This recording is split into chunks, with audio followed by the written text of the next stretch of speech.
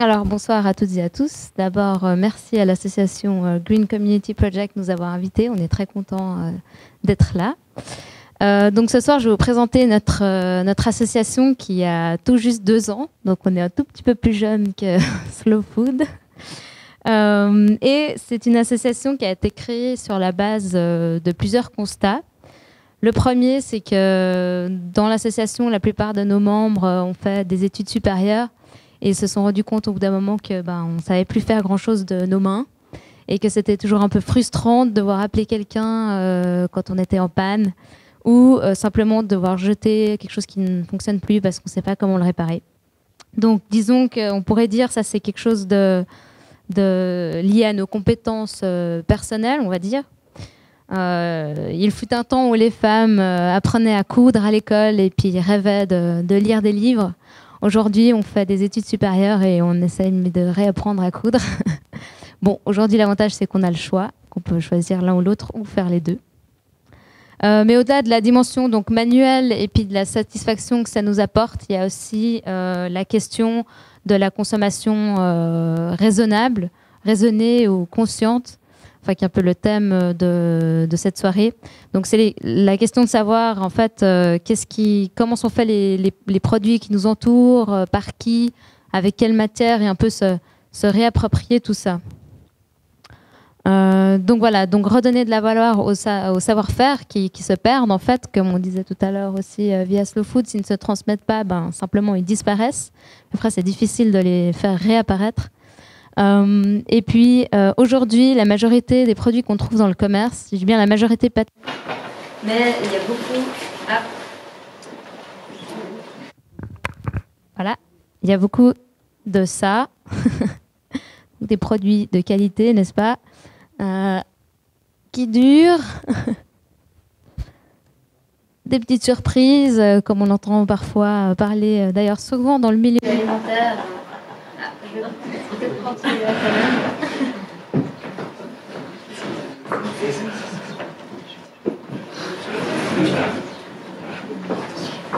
Ça fonctionne? Non.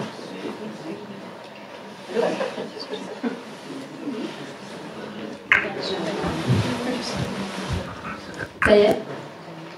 Sinon, il y en a un autre là qui marche mieux.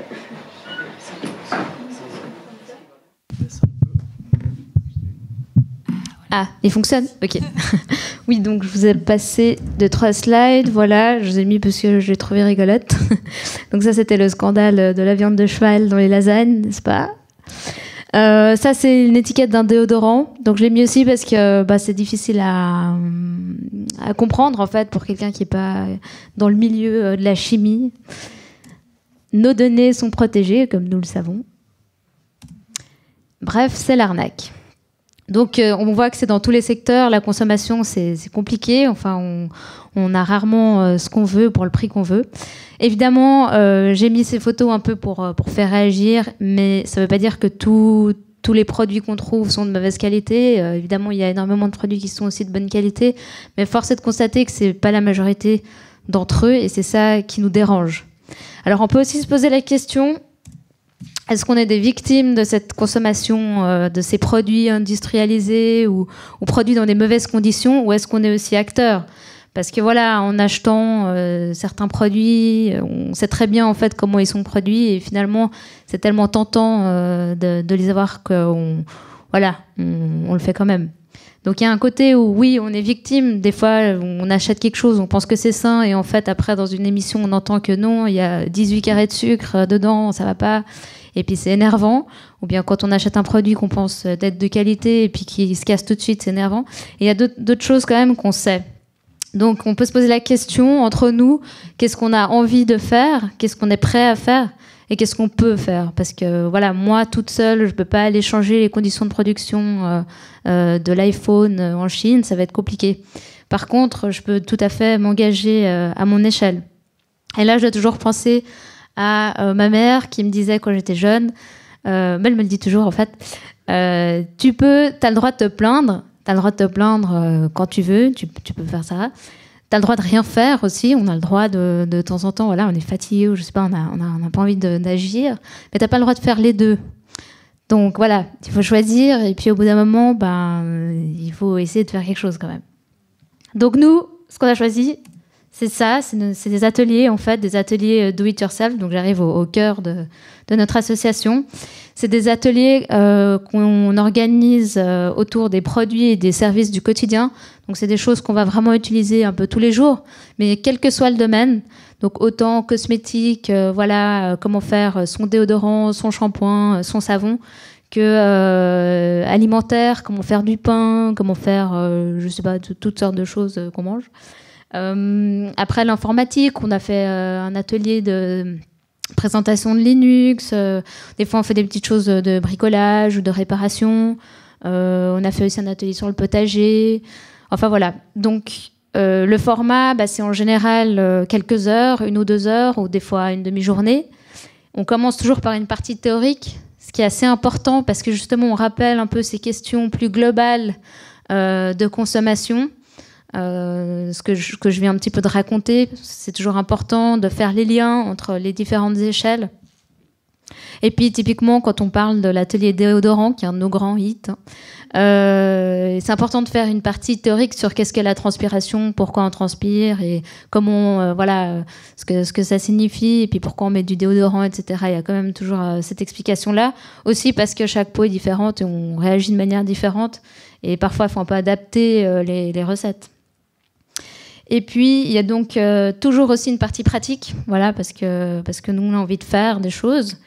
Donc, les gens font un produit ou réparent quelque chose et puis repartent en général avec soit la recette, soit une liste d'adresses ou de conseils, de choses pour pouvoir continuer à la maison, en fait.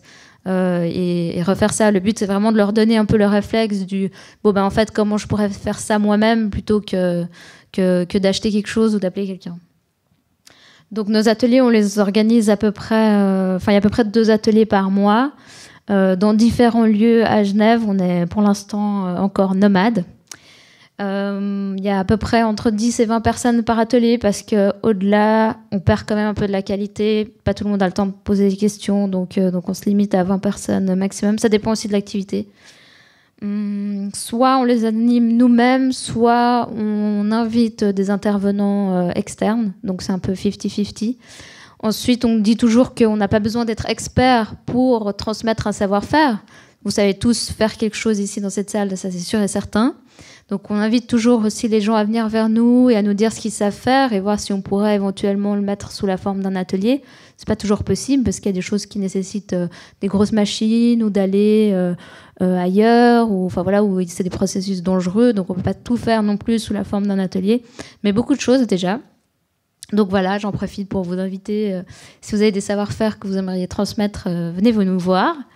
C'est aussi toujours des bons moments d'échange parce que les personnes qui viennent, alors il y en a qui sont vraiment qui ne connaissent rien du sujet, d'autres qui ont déjà fait des tests à la maison et puis ça crée très rapidement une dynamique d'échange qu'on apprécie beaucoup pendant les ateliers.